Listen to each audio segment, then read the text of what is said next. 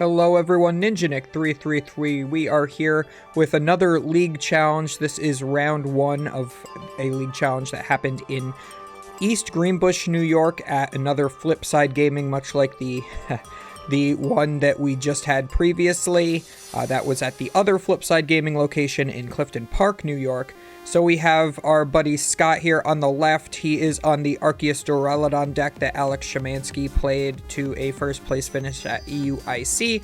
And I am here on the right playing the exact same 60. I did not do too well at the league challenge before this, the week before with this deck. However, I decided to actually play Shemansky's exact 60 instead of my 60. Because it had the option of the Horses Experiment, which I was not playing, so I thought maybe it would be a little bit more consistent this time. And I don't like to give up on a deck when I fail with it once. So we see Scott here on the left just starts with an Arceus V in the active, has a Duraludon on the bench, just attaches to the Arceus and pass. That's really all you have to do with an Arceus deck turn one, is make sure you get that energy to the Arceus, especially when you are the one going first. If you go second, you really have to have that double turbo so you can use the Trinity Charge, but if you're going first, you're content to wait for the next turn to Trinity Nova. So I'm going through my deck here with my Ultra Ball. I did unfortunately start the Duraludon V. That's not what you want to start with. It does have a 2 retreat cost, so I can retreat it with a double turbo if I want to. But as you can see here, my hand is utterly dead. I'm pretty sure that I only have one... If I'm remembering correctly, I think I only had one Duraludon VMAX. And it was in my hand, so I would have had to research it away. Or no. What am I doing here? I don't even remember what I did. This was a couple weeks ago, so bear with me. So I Ultra Ball away a Duraludon VMAX to grab an Arceus as well, and I judge. So knowing my opponent has a larger hand size on here, I want to make sure that there is the least likelihood that they can get to the turn 2 V-Star. Especially since I'm not playing Path to the Peak, this is on the full for Lost City. I feel like an Arceus deck really should be on Path to the Peak in hindsight after this tournament, because it would be really great in the mirror match right here. So we just go in for the judge, hoping to cut my opponent off from, you know, having a good start by having only 4 cards in the hand. And of course, he starts with double Ultra Ball Judge in there, as you can see. He plays all full arts and gold cards, which is always pretty sick to see. As we all know that playing all gold cards and full arts makes you a stronger player than those who just play all commons like me. That's a joke. So I also get my basic metal energy attachment to my Arceus V on the bench that I put there. And then that is it from me, unfortunately. So, of course, we do see the Ultra Ball, getting rid of Judge Ultra Ball to get the V-Star Arceus. And I think we're probably just going to see the Judge immediately here.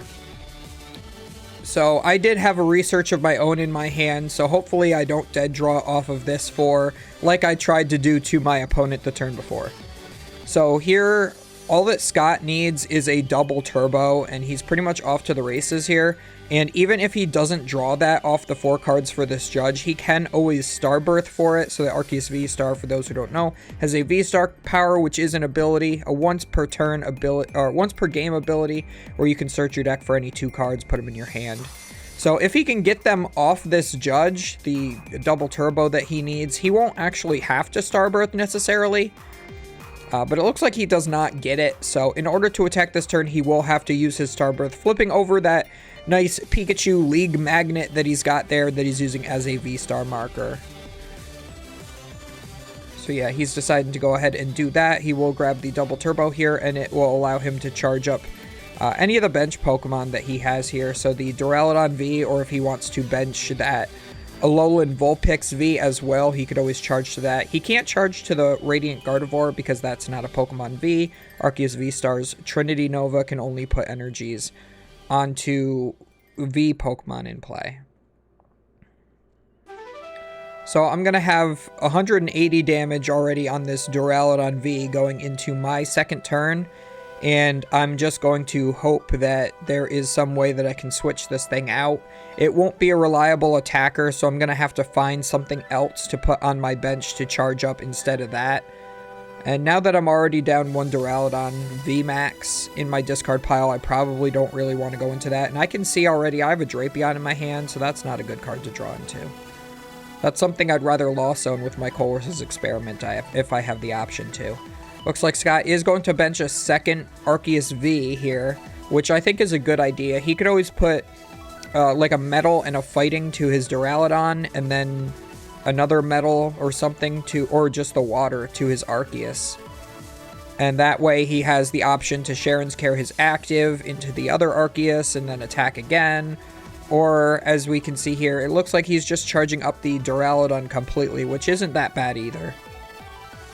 He knows that that is the thing that has the most HP. It can also one-shot my V Pokemon for just the one attack, because it does do 220. So if I miss, say, the Arceus V-Star and he has a boss's orders, he can just clear my Arceus V out of the game and sort of put me in a checkmate situation. So we have me here going with the Colress's Experiment. I'm going to look at the top 5 cards in my deck. I'm going to Lost Zone 2 of them and put the other 3 in my hand. As you can see, this is a pretty tough decision for me because I'm pretty sure that I drew pretty bad off of that Judge, and I'm not drawing too hot off this Colress's Experiment either. I'm pretty sure that the last 2 or 3 cards off of that are actually just basic energies. Oh yeah, there was a double turbo and a water basic energy in there. And I think maybe a research as well. Yeah, I just attach and pass with the Arceus, so I'm going to let the Duraludon V go down and hope to just buy another turn, and maybe I can get to my Sharon's Care and my opponent can't. But it's looking pretty rough for me right here out of the gate. The combination of the Duraludon start and being judged into a completely dead hand makes it so I just really can't do anything. If I was able to get into the Arceus V-Star, I probably would have gone for the Starbirth to get the switch. That way I could switch into my own Arceus V-Star and use my own Trinity Nova onto his. But unfortunately, I did miss that, so I still only have the Arceus V. He's now been able to charge both the Arceus V-Star and the Duraludon V that are on his bench. So he has 3 attackers all set up, and I only have the 1. I haven't been able to use a single Trinity Nova yet, so I'm basically 2 turns behind at this point, and I really have to find some sort of a way to come back into this game. But in all honesty, in what is a 60-card mirror here, if you're 2 turns behind and they're completely set up like that, I don't think there is really anything that I can do to come back into this game, unless I get, like, ridiculously lucky. There was a time where I was, in the previous tournament where I played this, I was playing, instead of the double Drapion, like I just discard here, along with double boss. Yeah, and Scott's giving me the big thumbs up too, because he loves that discard of the double boss there. But I was playing one Galarian Zapdos V instead of the second Duraludon V, or instead of the second Drapion V. So that would be something that could really swing the matchup back into my favor here. Because my opponent does have 3 V Pokemon in play, Galarian Zapdos V could attack for 1 fighting energy, and would hit Arceus V-Star for weakness, and I'd be able to take 2 prize cards. He would be able to return one shot with either a Duraludon VMAX if he can evolve into that, or with the Arceus V-Star that's already on the bench. It's hitting 200 because it's got all basic energy. So I play a Nest Ball here. I get my Radiant Gardevoir to make sure that this active Arceus V-Star my opponent has cannot one-shot the Vulpix that I'm benching now. I feel like my only out here is to set up the Vulpix because it cannot be hit by Pokemon that have abilities. Unfortunately, I'm pretty sure that the Duraludon VMAX can shred through the effect of that attack on the Alolan Vulpix V-Star. So I will still have to find some sort of a way around Scott's Duraludon once that gets finished getting set up. But here I'm going to go ahead. I finally get my Arceus V-Star. I have not had to use my Starbirth this turn, so I also have the ability at some point to set up the Vulpix's V-Star attack. So that will do 70 damage times the amount of V Pokemon my opponent has in play.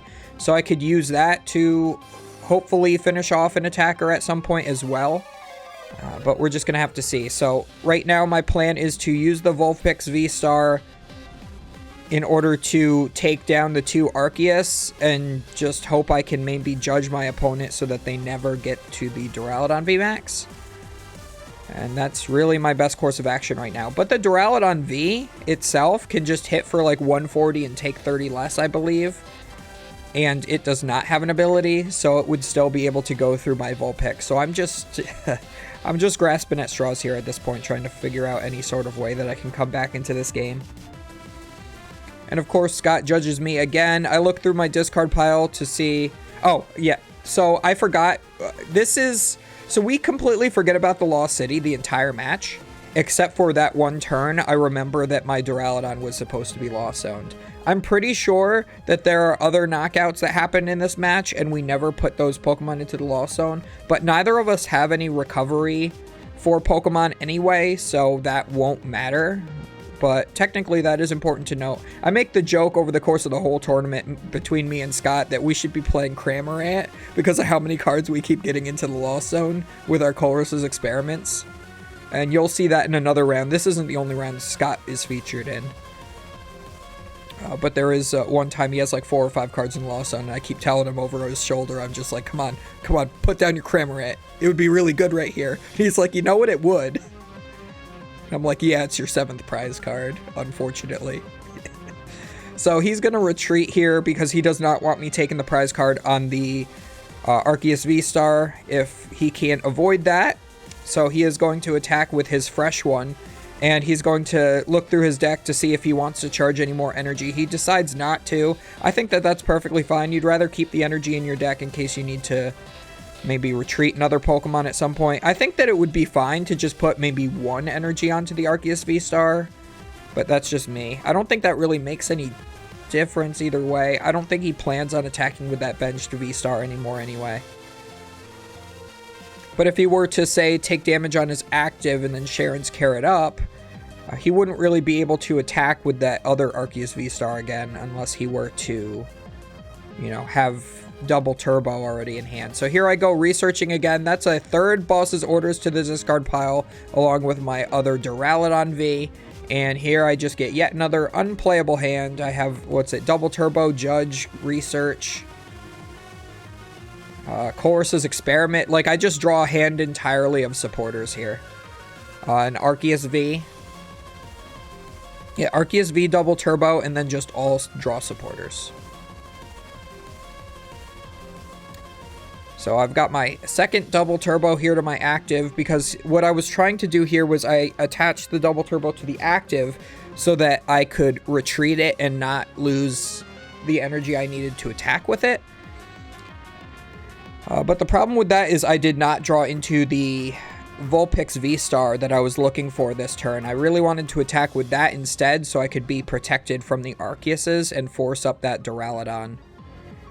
But unfortunately, here we are.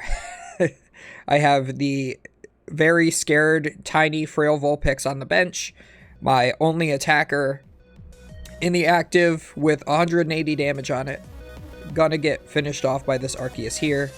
And this tournament, of course, again, is best of 1. The final, so this is another tournament where it's a league challenge, but we cut to a top 8 for a win-a-box. So the championship points towards the World Championships is based off the final standings of Swiss, but after that, we cut into a separate top 8 tournament where we play single elimination for a booster box. Everybody who makes top 8 does get some amount of prizing.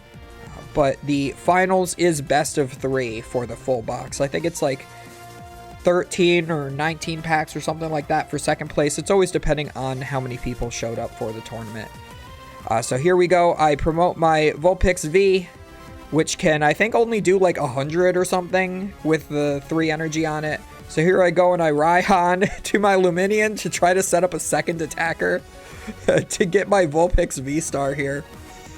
So now I can finally attack, but yeah, again, I'm pretty sure Duraludon V Max just shreds straight through Vulpix and doesn't care about the effects on it.